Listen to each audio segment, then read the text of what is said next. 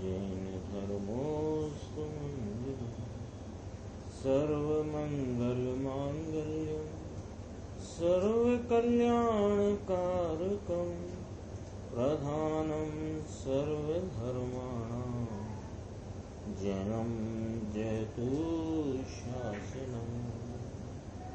मैं नमो तीर्थनायक को, नमो ओंकार वाणी को, नमो उन कुंद प्रभु को जिन्होंने ओंकार धारण की। अहो उपकार जिनवर का, कुंद का दिव्य वाणी का, जिन कुंद ध्वनि दाता उन कहान स्वामी का। सर्वव्यापीक चिद्रूप स्वरूपाय परात्मने, सोपलब्धि प्रसिद्धाय ज्ञानानंदात्मने नमः। श्री प्रवचन सार जी परमागम ग्रंथ, इसके चरणान योग सूचक चूलिका नामक महाधिकार, उसके अंतर्गत जो शुभ उपयोग प्रज्ञापन है, उसमें अपन 268 नंबर की गाथा की स्वाध्याय प्रारंभ करते हैं। गाथा सूत्र है निच्छद सुदत्थ पदो समिदक कषायो तबोधिगो चावी लोगिग जन संसगम नाचयति जदि संजदो नहवदी।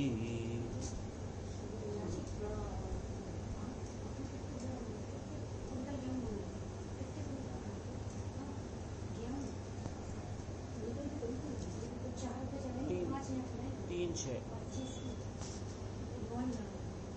हाँ तो 30 किलो के हैं। 25 किलो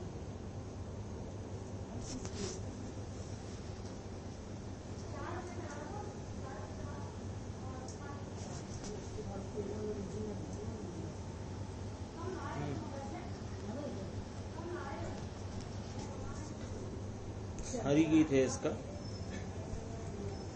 सूत्रार्थ पद निश्चय कषाय प्रशांति तप अधिकत्व छे ते पण असंयत थाय जो छोड़े न लौकिक संग ने। अब असत्संग निषेध है ऐसा बतलाते हैं। यहाँ इस गाथा में 268 नंबर की जो गाथा है, इस गाथा में आचार्य परमात्मा बताते हैं कि लौकिक जन का संग यानी असत्संग निषेध है ऐसा यहाँ बतलाते हैं। अन्वयार्थ है जिसने सूत्रों और अर्थों के पद को, फिर कहा अधिष्ठान को, 3 बातें कही, सूत्रों और अर्थों के पद को यानी सूत्र को, अर्थ को, उनके पद को यानी अधिष्ठान को, उनका अधिष्ठान अर्थात के ज्ञात्र तत्व, ज्ञाता भगवान आत्मा, उसको निश्चित किया है। 1 बोल है, 3 बोल कहे आचार्य भगवान ने सूत्र में कि मुनिराज जो साक्षात मोक्ष मार्ग पर चल रहे हैं उनके बारे में कहा कि वे सूत्रों को और अर्थ नाम पदार्थों को और उन सब सूत्र और पदार्थों को जानने वाला जो अधिष्ठान है अर्थात ज्ञात्र तत्व, उसको निश्चित किया है।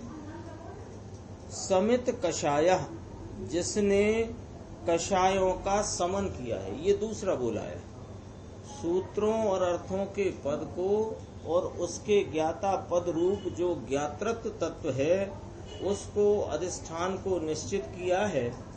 और जिसने कषायों का समन किया है और तपोदिकः अपि, जो अधिक तपवान है ऐसा जीव भी यदि लौकिक जनों के संसर्ग को नहीं छोड़ता तो वह संयत नहीं है, अर्थात असंयत हो जाता है। गाथा गंभीर है, इसका अन्वयार्थ में ही सारा माल आ गया, तथापि इसकी टीका जब अमृतचंद्र भगवान करेंगे तो उसमें इन्हीं विषय को बहुत अच्छे से खुलासा किया है। और इसकी कितनी गंभीरता है इस सूत्र की और सूत्र में कही गई टीका की, उसकी गंभीरता को अपन तब अनुभव कर पाएंगे या तब उसकी गंभीरता का अपने को मालूम पड़ेगा जब अपन गुरुदेव श्री का इसका व्याख्यान देखें। अभी तो अपन ने अन्वयार्थ देखा है।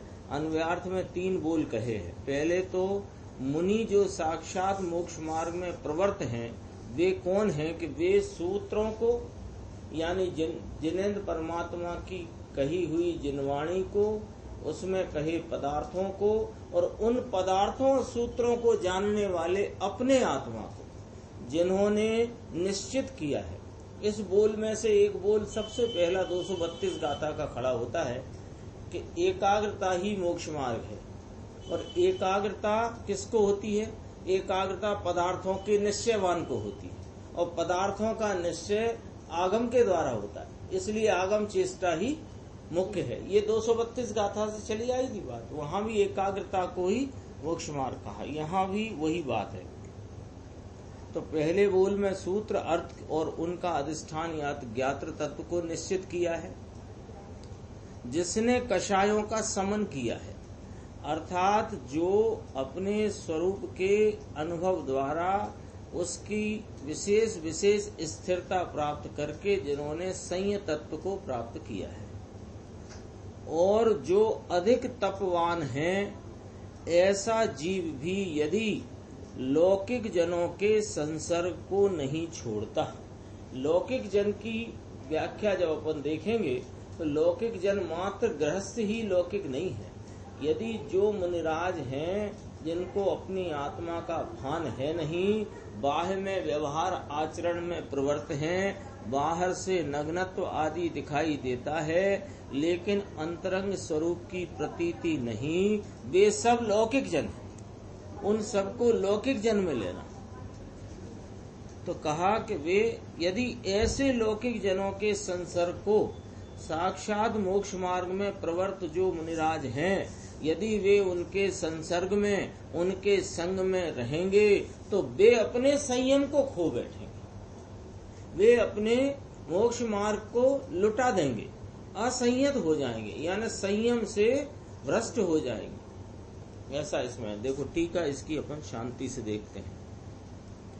पहला बिंदु है टीका में, बिंदु क्रमांक डले ना, पहला विश्व के वाचक सत्य लक्षणवान ऐसा जो शब्द ब्रह्म, ये जिनेंद्र परमात्मा की जिनवाणी कहो, शब्द ब्रह्म कहो, जिनेंद्र परमात्मा का कहा हुआ आगम कहो, वह कैसा है कि सत लक्षण वाला है।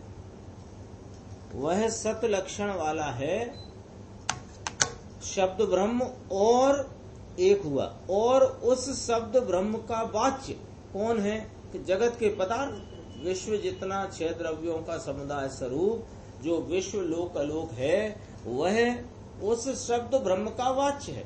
क्योंकि भगवान की वाणी जिनागम में 6 द्रव्यों का जैसा स्वरूप है वैसा स्वरूप बताया गया। तो बताया गया तो जिसको बताया गया वो हुआ वाच्य, और जो बताने वाला है वो है वाचक। तो वाचक जिनवाणी और जगत वाच्य है। तो जिनवाणी भी सतलक्षण वाली है और उसमें बताए गए जो पदार्थ हैं वे भी सतलक्षण वाले हैं।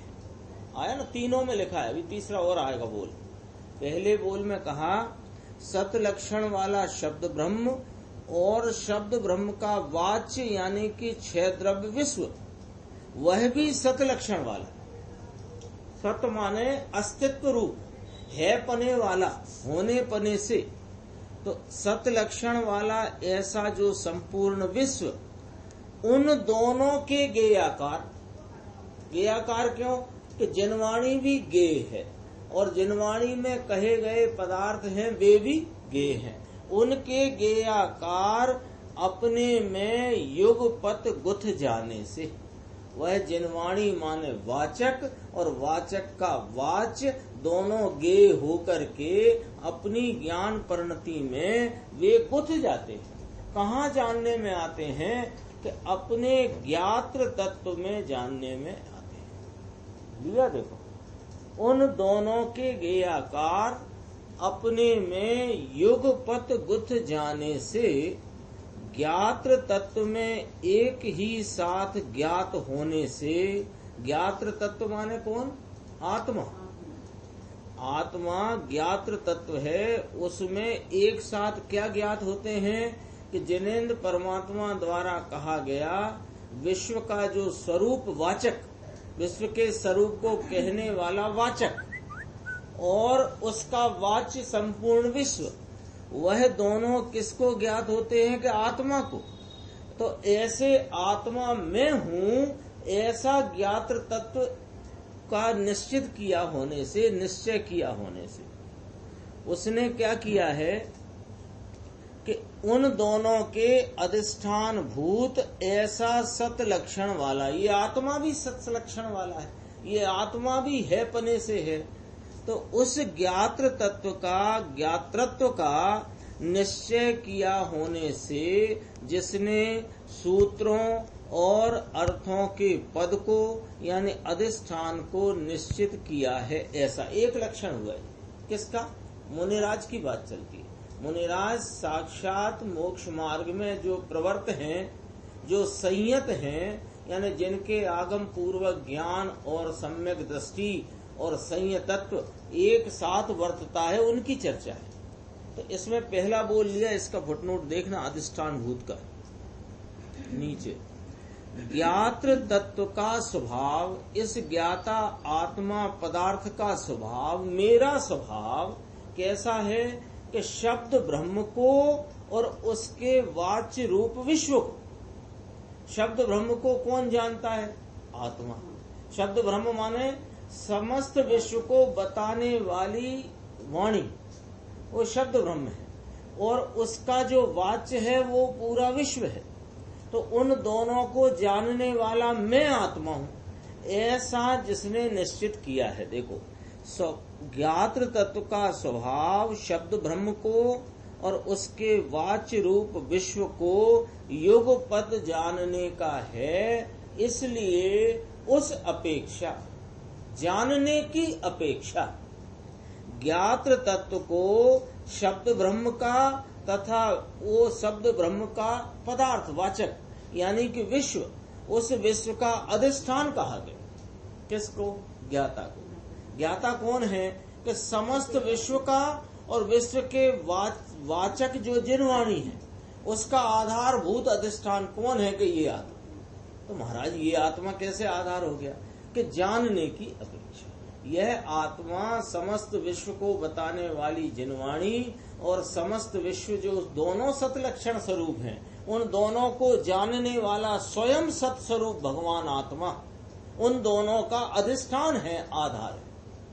और ऐसे समस्त विश्व के आधार निज आत्म तत्व को जिन्होंने आप रूप निश्चित किया है, मुनिराज की व्याख्या चलती है। मुनिराज माने यहाँ क्या लेना? मोक्ष मार्ग, साक्षात मोक्ष मार्ग में प्रवर्तन कर रहे मुनिराज की बात है ना। तो संयत जीव को यानी मुनिराज श्रमण को ऐसे ज्ञात्र तत्व का निश्चय होता है। एक बोल हुआ। इसमें यदि अपने को थोड़ा ख्याल में आया हो तो पंचास्ती गाय में जो शब्द ब्रह्म, क्या नाम, शब्द समय, अर्थ समय और ज्ञान समय, वो चर्चा आई ना। शब्द समय, अर्थ समय, ज्ञान समय, वो सारी चर्चा यहाँ आई।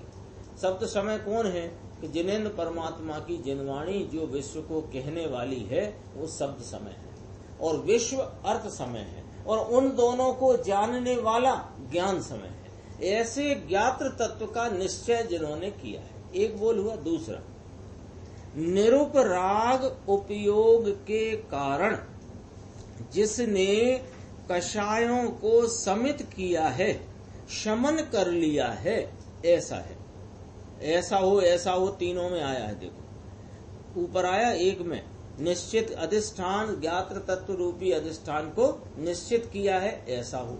दूसरे में कहा निरुपराग उपयोग के कारण जिसने कषायों को समित किया है, ऐसा हो। ये आचार्य परमात्मा की बात में से क्या निकल के आती है ध्वनि कि निरुपराग उपयोग ही कषायों को समन करने की शक्ति रखता है।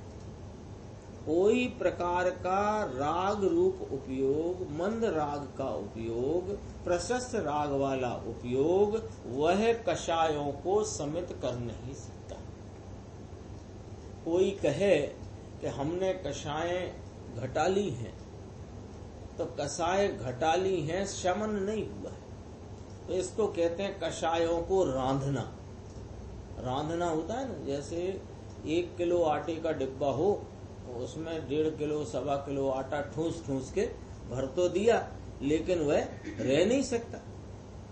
तो ऐसे कषायों को रांध तो लिया हो किसी ने, दबा लिया हो, दवाई हुई कषाय फटती है और शमित कषाय से निकषाय स्वभाव के आनंद की प्राप्ति होती है। वो कैसे होता है कि निरुपराग उपयोग के कारण सिद्ध हुआ कि नहीं हुआ कि राग वाला उपयोग, भले वह जिनेंद्र परमात्मा के प्रति का राग हो या इस शुद्धात्मा के प्रति का राग हो, वो राग वाले उपयोग में कषायों का समन नहीं होता।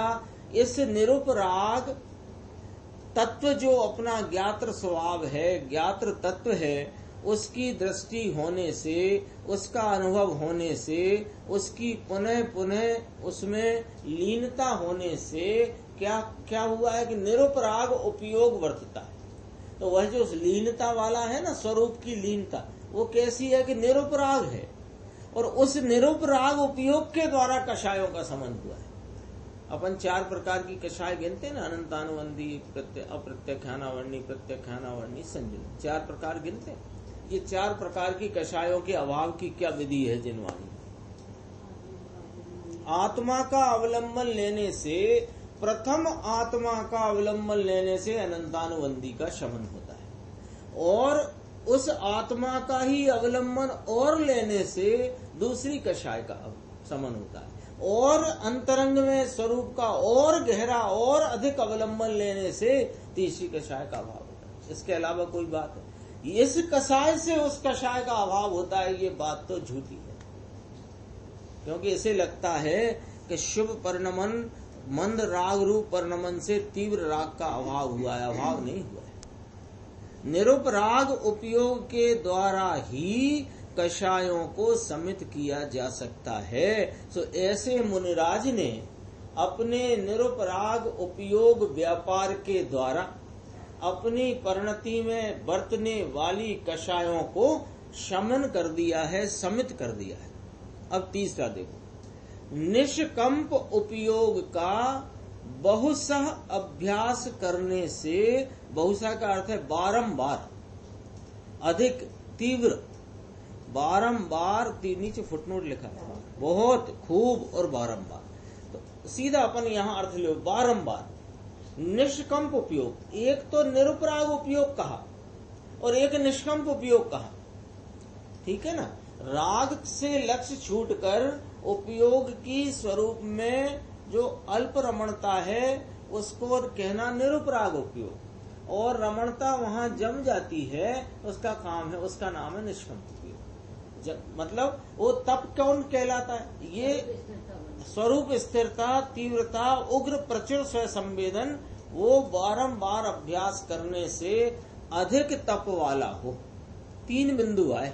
ये 3 बिंदुओं में किसका स्वरूप आया कि मोक्ष मार्ग, साक्षात मोक्ष मार्ग में प्रवर्तन कर रहे मुनिराज, उनका आया ना स्वरूप। अब आगे देखो क्या कहते हैं। इस प्रकार इन 3 कारणों से, 3 प्रकार जो बताए, इन प्रकारों से जो जीव भली भांति संयत हो, वह भी, अब देखो क्या गजब बात कहते हैं, वह भी ऐसा जीव जो इन 3 प्रकारता द्वारा अपने साक्षात मोक्ष मार्ग में प्रवर्तन कर रहा है, ऐसा जीव संयत है। और ऐसा संयत जीव भी यदि लौकिक जनों के संग करे तो असंयत ही होता है। यदि नहीं लगा, अपन ने यदि लगा की बात करी, इसको सीधा कहा है उनने, जो जीव भली भांति संयत हो वह भी लौकिक जनों के संग से असंयत ही होता है, संयम से भ्रष्ट होता है। असंयत का अर्थ क्या होता है? संयम। इतना उत्कृष्ट मार्ग पर चलने वाला लौकिक जनों के संग से कि हाँ भाई साहब, लौकिक जनों में अकेले ग्रस्त नहीं है कि ग्रस्तों का संग नहीं करना चाहिए, ये एक सामान्य चर्चा आती है। अरे अकेले ग्रस्त नहीं, जो मुनिराज मुनि के रूप में बाह्य आचरण तो यथानुरूप करते हैं, बाह्य में नग्नत्व आदि भी जिनोक्त है जैसा जिनेन्द्र परमात्मा है, लेकिन अंतर स्वरूप को, आत्मा को नहीं जानते, वे कौन है? लौकिक जन, अज्ञानी जीव हैं। यानी अपन अब यह सीधा सीधा कहो तो जो द्रव्य लिंगी हैं वे लौकिक जन हैं, और उनकी संगति करोगे तो तुम्हारी श्रद्धा का चकनाचूर कर देंगे।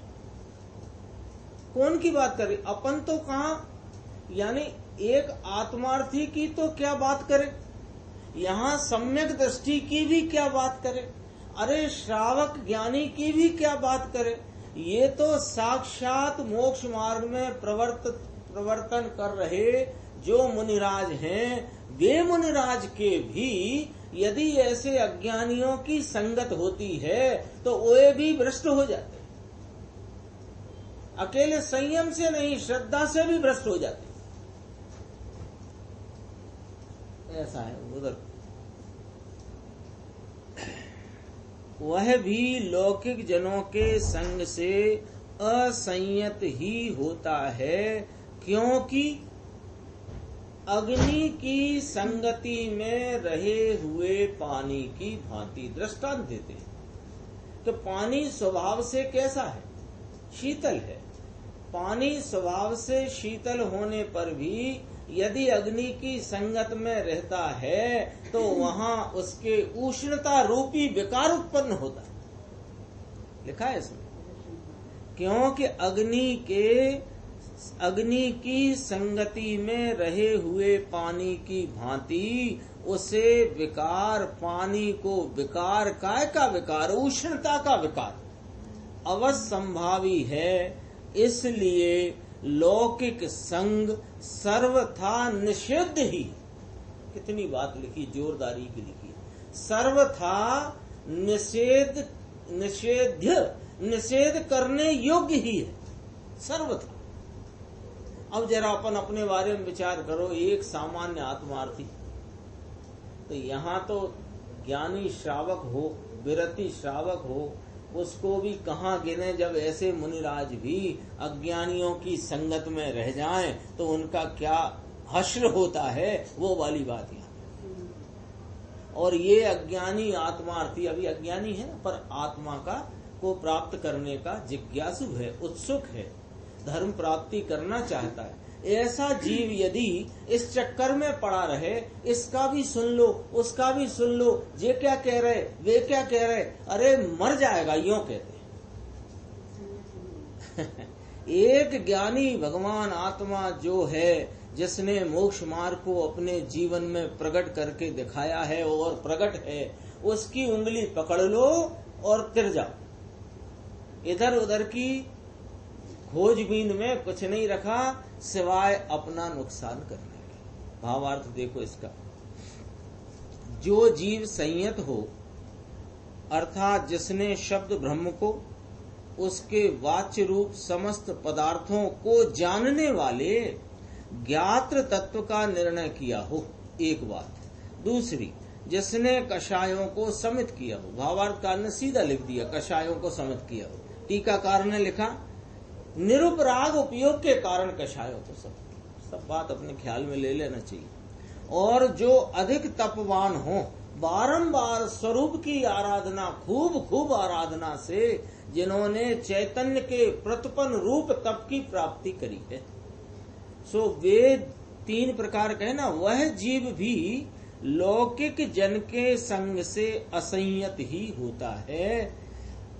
क्योंकि जैसे अग्नि के संग से पानी में उष्णता रूप विकार अवश्य होता है, उसी प्रकार लौकिक जन के संसर्ग को नहीं छोड़ने वाले संयत मुनिराज भी असंयतता रूप उनको विकार अवश्य होता है। इसलिए लौकिक जनों का संग सर्व प्रकार से त्याज्य ही है, त्याग देने योग्य ही है। इसकी गुरुदेव ने जो व्याख्या की है उसको जब अपन देखेंगे तो अपने को मालूम पड़ेगा कि ये गाथा की कितनी अद्भुत गंभीरता आचार्य परमात्मा ने कही और टीकाकार आचार्य ने उसमें कितनी गंभीरता से विषय निकाला है, और ये वास्तव में कितनी गंभीरता से हमें समझ लेना चाहिए। पेज नंबर है 441। गाथा सूत्र के ऊपर की 3 लाइन पढ़ेंगे, फिर अपन आगे चलेंगे। प्रवचन सार 268 गाथा। अब असत्संग निषेध है ऐसा दर्शाते हैं, उत्थानी का है ना। आचार्य महाराज कहते हैं असत्संग करने जैसा नहीं है। असत्संग में साधु को भी नुकसान है, लिखा है ना। ऐसा कहते हैं तो इसको पहचान करनी पड़ेगी। किसको? साधु को। कि हाँ, साधु से लेकर के आत्मार्थी तक आओ वापस। क्यों आए वापस? अरे जिन्हें मोक्ष मार्ग की प्राप्ति करना है, मोक्ष मार्ग में प्रवर्तन करना है और मोक्ष मार्ग के प्रचुर प्रवर्तन के द्वारा मोक्ष रूपी साध्य की यानी अपने स्वरूप की परिपूर्ण प्राप्ति करना है, उन जीवों को यह समझना पड़ेगा, पहचान करना पड़ेगी कि असत्संग क्या और सत्संग क्या। तो महाराज यहाँ तो मुनि के लिए लिखा है, हमें क्यों घसीटते हो? ऐसा अपन विचार कर सकते कि मुनि के लिए लिखा है तो जरा सोचो कि जो स्वयं साक्षात मोक्ष मार्ग में प्रवर्तन कर रहे हैं, जो चलते फिरते सिद्धों के समान हैं, जब उनको भी आचार्य परमात्मा कहते हैं कि तुम्हें भी पहचान करना पड़ेगी सत्संग और असत्संग, तो फिर हमारी तो विसात क्या?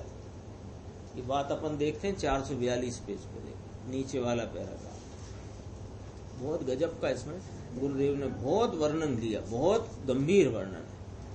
आत्मा शुद्ध चैतन्य के दृष्टि, ज्ञान और अनुभव की वीतरागता सिवाय अकेली, यानी ये तो है नहीं, एकड़ा अंक है नहीं सम्यक दर्शन ज्ञान अनुभव का, और मात्र 5 महाव्रत की क्रिया, अपवास, इंद्रिय दमन आदि लौकिक व्यवहार न की जितनी उत्कृष्ट क्रिया। आया था शब्द लौकिक। लौकिक जन कौन? कि लौकिक क्रिया में मगन है, वे लौकिक जन है। तो लौकिक क्रिया का अर्थ क्या? ये सब लिया गुरुदेव ने, शास्त्रों के आधार से कहते हैं। एक अभी गोष्ठी आई थी, गोष्ठी चली थी ना अभी गुरुदेव की जयंती पे देवलाली से, उसमें अनेक विद्वानों ने अपने अपने वक्तव्य कहे थे। वहाँ पंडित देवेंद्र कुमार जी बिजौलिया, उनने ये बात कही थी कि गुरुदेव का एक भी शब्द आगम के बाहर का नहीं है, एक भी शब्द। यदि उन्होंने एक शब्द भी बोला है तो वह आगम प्रमाण है। इसलिए जो अपन बोलते हैं ना प्रमाण वचन गुरुदेव, यानी गुरुदेव ने बोला, फिर आपको शास्त्र का प्रमाण मिले तो अच्छी बात है, न मिले तो कोई बात नहीं, ऐसी बात है। इतना प्रमाणिक वचन है उनका।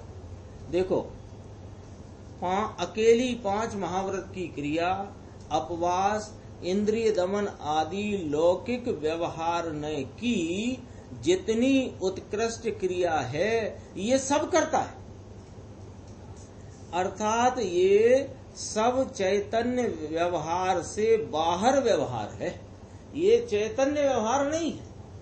चैतन्य व्यवहार क्या होता है कि अपने चैतन्य स्वरूप आत्मा की अपने वर्तते हुए उपयोग से रमणता करना, लीनता करना, एकाग्रता करना, उसमें ही चरण करना, आचरण करना, इसका नाम है चैतन्य व्यवहार।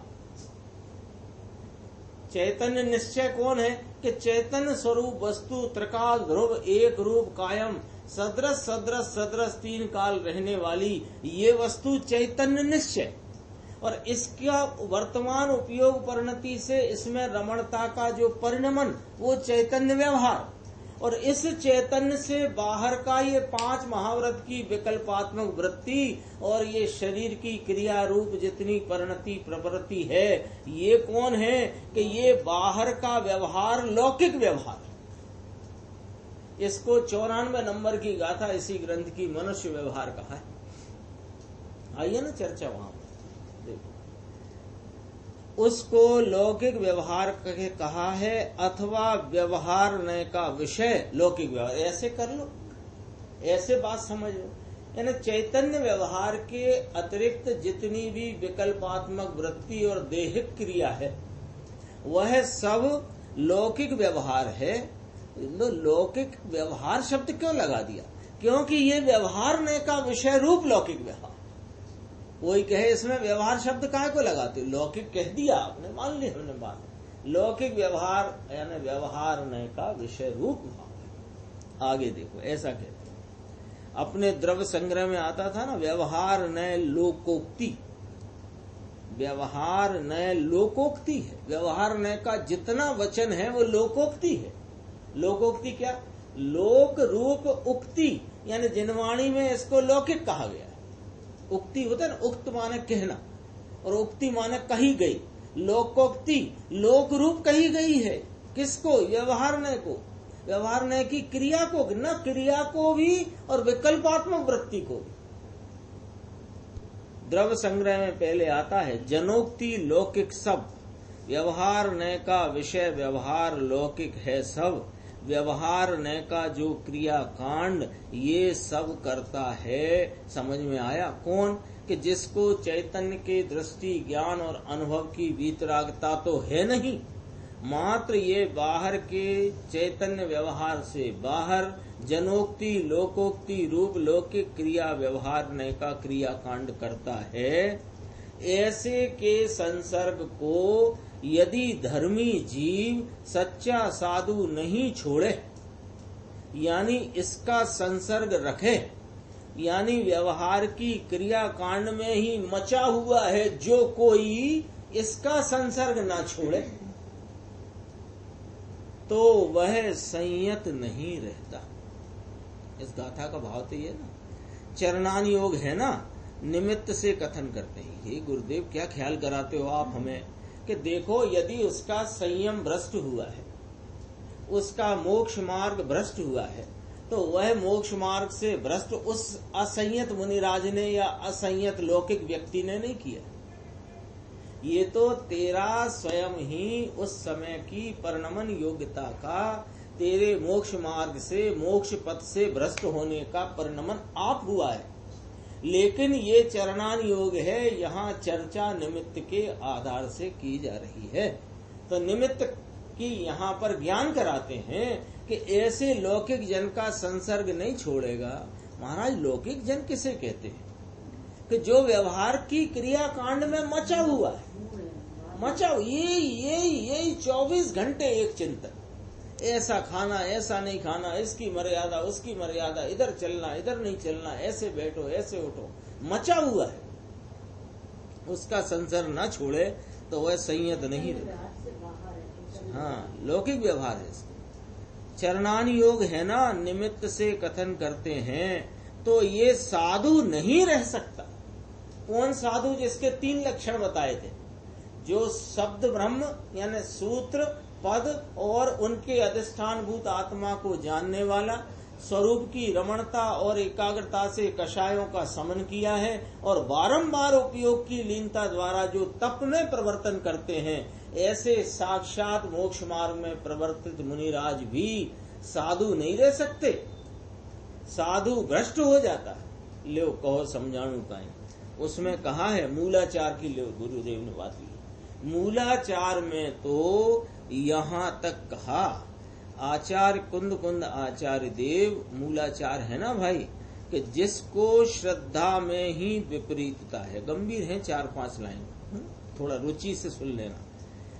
जिसके श्रद्धा में ही विपरीतता है तो कहीं से कहीं ना कहीं से बचाव करके यह विपरीत श्रद्धा कराएगा।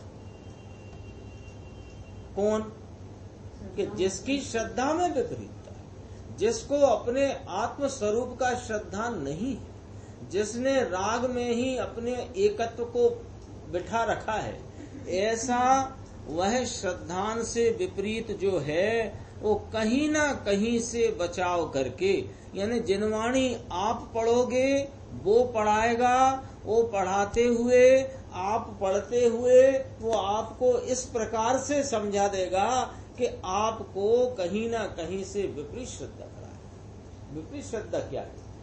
सारी विपरीत श्रद्धाओं को अपन एक शब्द से कहना चाहें तो राग में एकत्व वो विपरीत श्रद्धा है और ज्ञाता स्वभाव में एकत्व वह सम्यक श्रद्धा। सीधी सीधी बात है। अभी देखो, जिसके सत्य श्रद्धा का ज्ञान दर्शन में श्रद्धान आया नहीं, यानी निर्विकल्प सम्यक दर्शन ज्ञान की दशा को प्राप्त नहीं है और दूसरी रीति में चढ़ गया है, ये कहीं ना कहीं इसका बचाव करके, कैसा बचाव करता है? ऐसा भी होता है भैया, ऐसा भी होता है, ऐसा अभी तो पहले ऐसा होता है, पहले थोड़े परिणाम सुधरने लगते हैं, फिर परिणाम थोड़े से ऐसे होने लगते हैं, आदि इत्यादि अनेक प्रकार के विपरीतताएं बता बता कर मिथ्यात्व के भाव का शल्य करा देगा। इसलिए ऐसे का संग करना नहीं भाई। ये क्या है? बात तो महाराज मुनिराजों की चली है, आप हमें क्यों समझा रहे हो कि मुनिराज भी नहीं बच पाते तो तुम तो कैसे बचोगे? ये देखो, मुमुक्षु ने प्रश्न कर दिया, महाराज ये तो मुनि की बात है कि मुनि की बात है तो ग्रस्त को नहीं आएगा क्या? यानी मुनि भ्रष्ट हो सकता है, ग्रस्त नहीं हो सकता? वहां आता नहीं, क्या कहते हैं, दंसण अतिचार में आता है, समझा ऐसे। तो वहां तक कहा, कहा मूलाचार में, यहाँ तक कहा कि जिसको अंदर में वास्तविक दृष्टि नहीं है, वास्तविक स्वरूप का आचरण नहीं है और इसको अपना पद मनवाना है, मैं आचार्य, मैं उपाध्याय, मैं बहुत बड़ा चारित्र का सम्राट साधु हूँ, ऐसा पद मनवाना है। इसलिए ऐसे अज्ञानी का परिचय वाला करते तुझे मिथ्यात्व लग जाएगा। ये सम्यक दृष्टि को कहते हैं। आत्मार्थी की तो क्या विसात है, आत्मार्थी को कितना सावधान रहना, क्योंकि ये तो भूला भटका मानस है, इसको तो मार्ग का पता नहीं, भव वन के जंगल में भटक रहा है। लेकिन जो निकल गए हैं, मार्ग पर आ गए हैं, वे तक भटक जाते हैं इस अज्ञानी के चक्कर में। क्या कहा देखो, इसको अपना पद मनवाना है, ऐसे परिचय वाले के बजाय भाई करोगे, करते ऐसे के साथ परिचय करते तुमको मिथ्यात्व लग जाएगा। इसके बजाय तो भैया ऐसा कर लेना, ऐसा आचार्य भगवान कहते हैं कि स्त्री को परनी ले जे, स्त्री से शादी कर लेना, लगन कर लेना, लेकिन ऐसे अज्ञानी के संसर्ग में मत रहे। मूलाचार में कहा है, कारण के लगन करने में, विवाह कर लेने में तो चारित्र का, राग का दोष है और ये दोष कोई विशेष दोष नहीं। यदि राई और पर्वत अपन अपने चित्त में थोड़ा उदाहरण के लिए लें तो ये राई के समान दोष है और श्रद्धा की विपरीतता पहाड़ के समान दोष है। अब बताओ कौन सा दोष बड़ा? एक बोल आया गुरुदेव का, अपन ने कई बार चर्चा में याद किया कि ये चारित्र का दोष राग वो राई के समान, श्रद्धा का दोष पहाड़ के समान है और ये मूर्ख प्राणी वो श्रद्धा के दोष को तो राई समान जानता है और चारित्र के दोष को पहाड़ समान जानता है। ये इसकी मूर्खता है। देखो अभी क्या कहते हैं, दुनिया को लगेगा तो ये तो मार्ग दूसरी जात का है भाई। ये संग करने के बजाय, करता लिखा ना, संग करवा करता, ये संग करने के बजाय स्त्री के साथ लगन कर लेना, जो तुझसे अकेला ना रहा जाता होए तो भी ऐसी विपरीत श्रद्धा वाले के साथ मत रहना। ये मूलाचार की बात है। मूलाचार माने चरणान योग का बड़ा ग्रंथ, महान ग्रंथ। देखो, जहां तहां विपरीत मान्यता वाला लकड़ा घोसी घाल से माने घुसड़ देगा वो। कोई ना कोई में, अरे भैया परिणामों का ऐसा और राग का ऐसा और ऐसा वाला राग तो तुझे आता ही नहीं है अभी। अनेक प्रकार की मिथ्यात्व से अनंत संसार बढ़ जाएगा। इसलिए चारित्र दोष में संसार नहीं बढ़ता भैया। चारित्र का दोष कदाचित होए तो उससे संसार नहीं बढ़ेगा, लेकिन अज्ञान रूपी मिथ्यात्व का दोष आ पड़ा तो तेरा भव बढ़ जाएंगे, तेरी मुक्ति दूर हो जाएगी। समझ में आया भाई? चारित्र दोष है और सम्यक होए तो खरे खर तो इसका भव भी नहीं बिगड़ेगा। यानी सम्यक दर्शन जीवित रखा, श्रद्धान अपना अक्षुण रखा और चारित्र का दोष आ भी पड़ा तो इसका भव नहीं बिगड़ेगा। इसका भव हल्का नहीं बंधेगा। सम्यक दर्शन ना तो ये नहीं बिगड़ेगा। कदाचित इसी भव से यदि अभी यहाँ पंचम काल भरत क्षेत्र में ऐसे जीव ही नहीं है कि जो पूर्णता को प्राप्त हों, लेकिन कदाचित ऐसा हो भी उसी भव में मुक्ति प्राप्त कर। चारित्र दोष हो मिटाकर, दोष मिटाकर सम्यक श्रद्धान चालू और इसका भव भी नहीं बिगड़ेगा। यानी कदाचित ये इस प्रकार के परिणामों में आ गया हो, चारित्र दोष रूपी परिणामों में, तो भी इसका भव नहीं बिगड़ेगा। इसकी भी चर्चा नीचे आगम से है। मैंने इसलिए कहा था कि गुरुदेव का एक एक वचन आगम प्रमाण से आता है। देखो, इसका भव हल्का बंधेगा नहीं। दो प्रकार लेना, यदि उसी भव से मोक्ष जाने वाला है तो चला जाएगा, कोई नहीं रोकेगा उसको। और श्रद्धा चली गई तो अनंत भव बढ़ जाएंगे। और कदाचित इस भव से मोक्ष जाने वाला ना हो तो भी इसका हल्का भव नहीं बंधेगा, क्योंकि सम्यक दर्शन अनुभव की दृष्टि जहां हुई है, इसका एक नियम बन गया है। आगम प्रमाण नियम है कि इसको शुभ भाव आएगा तभी आयुष्य बंधेगी। जिसने अपने आत्म स्वरूप के ज्ञाता स्वभाव को पहचान लिया है, ऐसे सम्यक दृष्टि प्राणी को अशुभ का कोई तीव्र दोष आ सकता है। जैसे एक अपने सामने उदाहरण माघनंदी मुनिराज का है। रामचंद्र जी का तो वो छायक में चले गए उसी भव से मोक्ष जाने वाले। इधर आओ, इधर मान लो वो जो मुनिराज थे माघनंदी, उनका परिणाम कैसा बिगड़ा कि लौकिक जन का भी ऐसा बिगड़ा हो तो बड़ा निंदा का विषय बने। लेकिन उनने कुमार की लड़की से परिणय कर लिया और रहने लग गए इसके साथ। लेकिन सम्यक श्रद्धा में कोई दोष नहीं आया। चारित्र का दोष भयंकर आया और वो चारित्र का दोष टल गया और आगे जब कभी उनकी आयुष्य बंदी हो तो बंदी, भव नहीं बिगड़ता है। अशुभ काल के प्रसंग में यदि यह वर्तन करता हो, इसमें आयुष्य बनता नहीं, ऐसी बात है। लेकिन क्या होए? समझ में आया? सम्यक दर्शन वाला अशुभ परिणाम में आए तो भी इसको भविष्य की आयुष्य का बंध अशुभ भाव के काल में नहीं पड़ता है। जब इसको इस प्रकार का शुभ भाव आएगा तब आयुष्य का बंध पड़ जाएगा। इतना तो भव भी ना बिगड़े, ऐसा कहते हैं। कारण, उसका कारण कहो साहब। कि कारण के वास्तविक वीतराग स्वरूप आत्मा ज्ञायक स्वरूप है, इसका अंतर्भान वर्तता है। फिर चारित्र दोष रागादि है। समकिति चक्रवर्ती को 96,000 स्त्री आदि होएं तो भी इनको आयुष्य ऐसे भाव के काल में नहीं बनता। अगले भविष्य की आयु का बंद होना हो, सम्यक दृष्टि चक्रवर्ती है, या तो जाते हो मोक्ष तो कोई बात ही नहीं जाते हो मोक्ष तो भी उनके ये अशुभ का वर्तन हो रहा हो, यानी उस प्रकार का परिणाम वर्तता हो, तब उनके भविष्य की आयुष्य नहीं बनती। कोई चक्रवर्ती अभी एकाध भव करना बाकी हो, कोई को करना बाकी हो, तो ऐसी वस्तु की स्थिति है।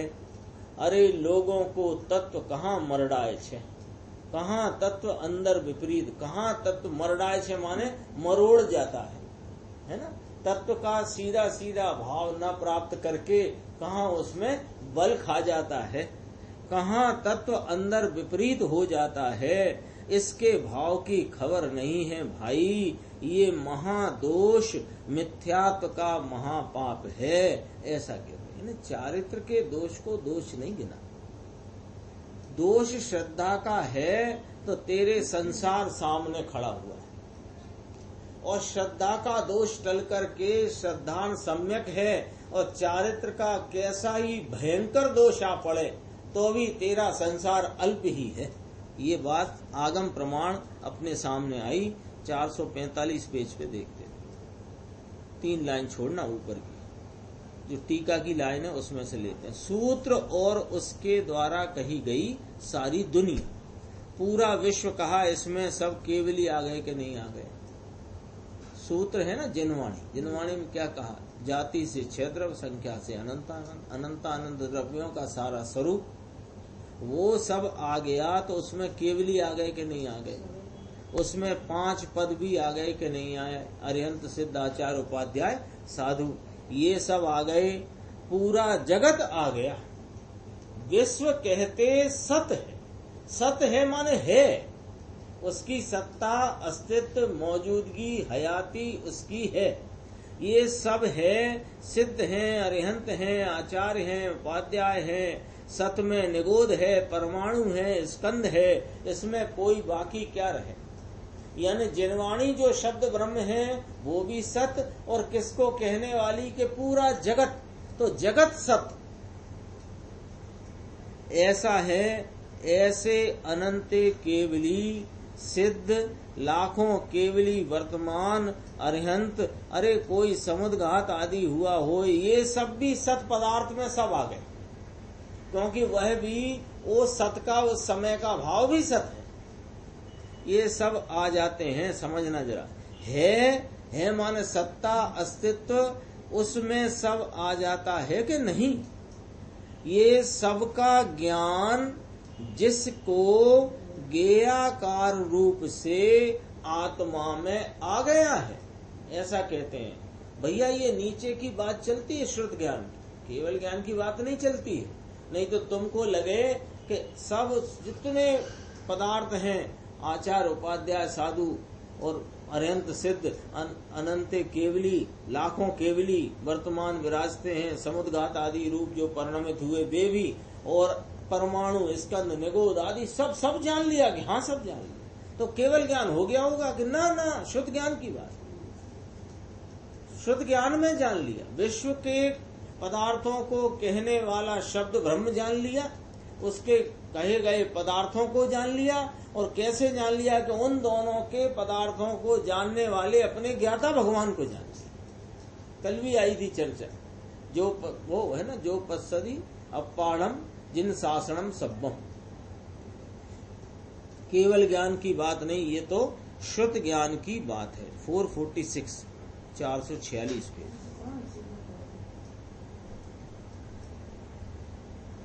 तो अधिष्ठान शब्द आया था ना, उसका गुरुदेव ने थोड़ा अर्थ किया श्रीमद के। अधिष्ठान महामुनियों ने कहा अधिष्ठान हम हृदय में देखते हैं, यह आत्मा सर्व पदार्थों का अधिष्ठान कहा कि नहीं कहा। जिनवाणी का अधिष्ठान, सर्व पदार्थ विश्व का अधिष्ठान।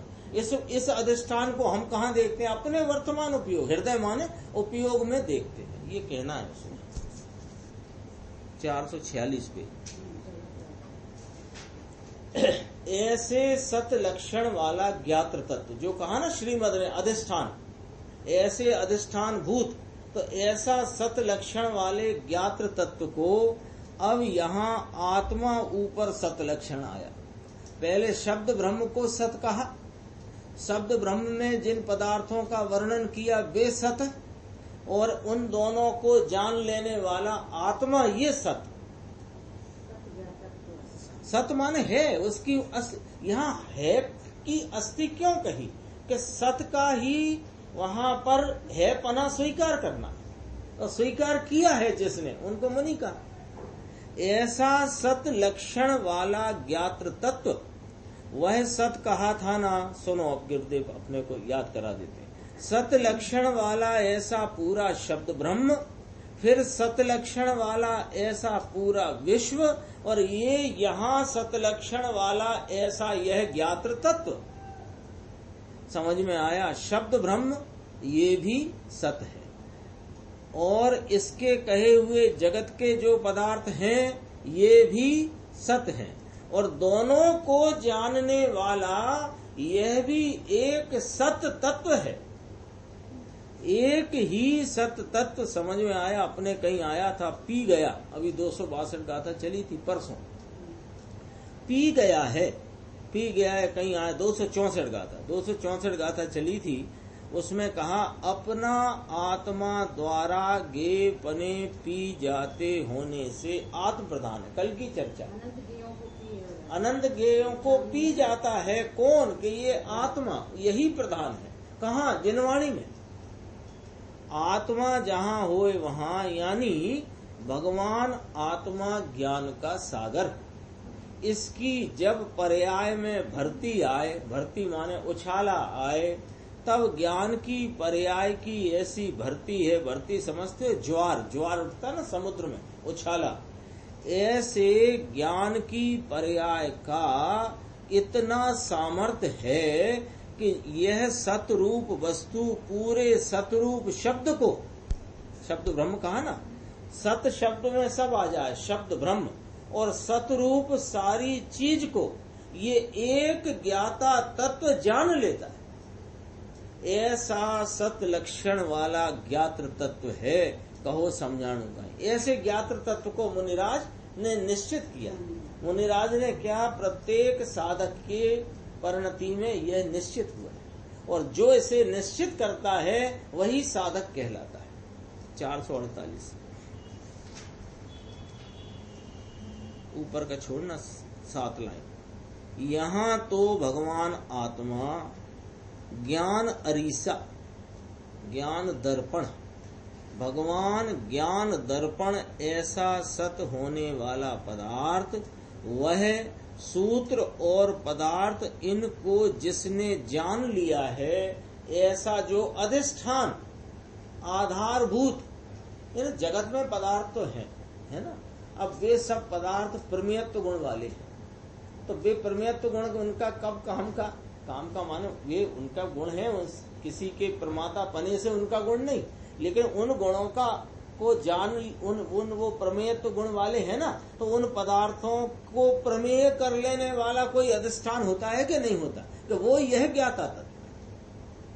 तो ऐसा जो अधिष्ठान, इसमें सूत्र, पदार्थ और आत्मा तीनों का जिसने अंदर निर्णय किया है, एक का निर्णय करते सबका निर्णय आ जाए। एक अपनी अटैची बारात में 100 अटैची उतनी, एक अपनी अटैची लक्ष्य में आई, वो रखिए, तो सबका निर्णय हो गया कि नहीं? ऐसे अधिष्ठान को जिसने निश्चित किया होए, ऐसा होए ले, ऐसा होए तो भी इसको, ऐसे अधिष्ठान को, ऐसे अपने ज्ञाता भाव को जिसने निश्चित करके उसमें अपने अनुभव पूर्वक आप रूपता की प्रतीति की है, ऐसी प्रतीति में वर्तने वाला भी यदि लौकिक संसर्ग माने क्या महाराज? कि व्यवहार नए प्रधान क्रिया कांडी जीवों के साथ संसर्ग मत करना। तो ये जितने हमें दिखाई देते हैं वो उनके संसर्ग से दूर रहना। लिखा है कि नहीं लिखा? ये कहीं ना कहीं लाकड़ू नाक से माने लकड़ी घुसेड़ देंगे। काय की? विपरीतता की। आम था से ऐसे होएगा भैया, ऐसे ही नहीं आत्मा हाथ आ जाता है जैसे तुम बातें कर रहे हो। इसके लिए थोड़ा ये करो, थोड़ा ये करो, थोड़ा ये तो होना ही चाहिए, ऐसी विपरीतता की लकड़ी घुरस देंगे। तो कहते हैं ये तो व्यवहार होए वहां निश्चय होए, ऐसी लकड़ी घुरस देंगे। फिर ये होए तो ये होए।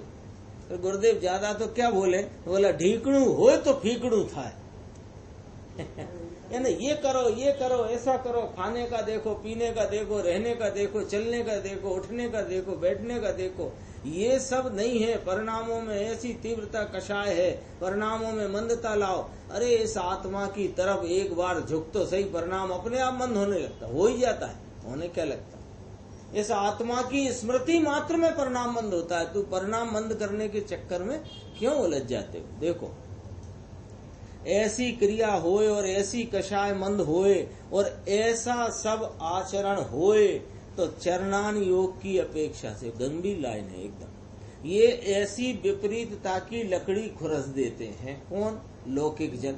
लौकिक जन माने व्यवहार न के प्रधान क्रियाकांडी, जो क्रिया कांड में वर्तते हैं उसमें ही मचे हुए हैं, वे ऐसी लकड़ी खुरस देते हैं कि भैया ऐसी क्रिया होना चाहिए, इतनी कषाय मंद होना चाहिए, इतना सब आचरण में भी शुद्धता आदि होना चाहिए।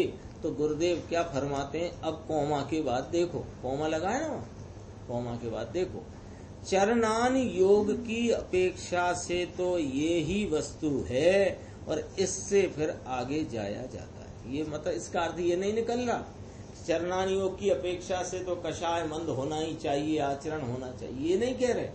चरणान योग की अपेक्षा माने चरणान योग जो है साधकों के जीवन में, वो चरणान योग कहाँ से आया कि ये जो वस्तु आत्मा है इसका प्रतीति और अनुभव है, ये ही वस्तु है, इसके बाद आगे जाया जाता है। यानी अपने आत्मा की पहचान नहीं, उसका अनुभव प्रतीति संचेतन नहीं, तो कोई चरणान योग नहीं है।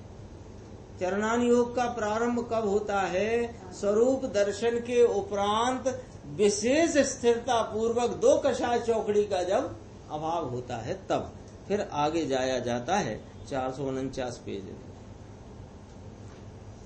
बीजी बात, ऊपर से 8 लाइन छोटी। बीजी बात, शमित कषायो शब्द आया था, दूसरा नंबर पॉइंट। निरुपराग उपयोग के कारण क्या कहते हैं? निरुपराग माने उपराग नहीं, निर माने नहीं, उपराग माने मलिनता, जिसमें विकल्प नहीं, जिसमें राग नहीं, ऐसे उपयोग के प्रवर्तन के कारण, ऐसे उपयोग के कारण कषायों को जिनने शमित कर दिया है, शमन कर दिया है,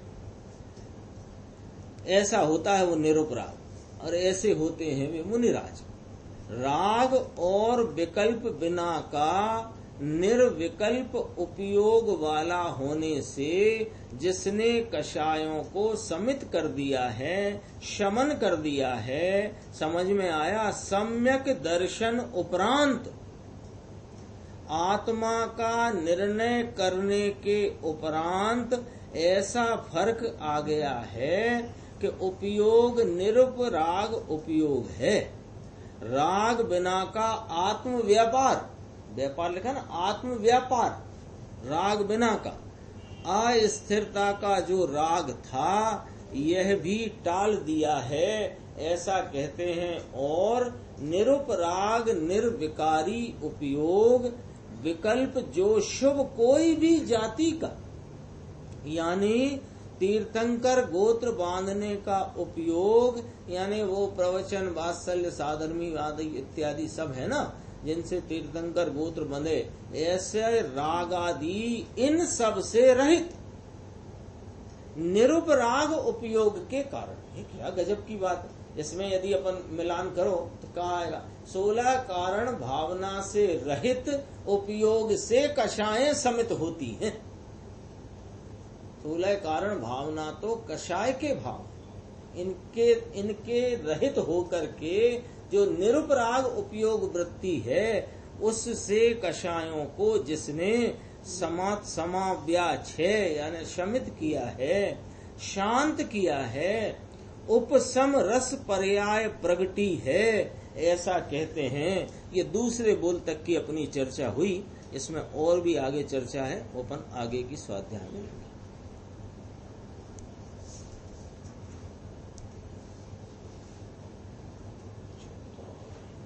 निज निधि निज में बताई, यह अनंत उपकार है।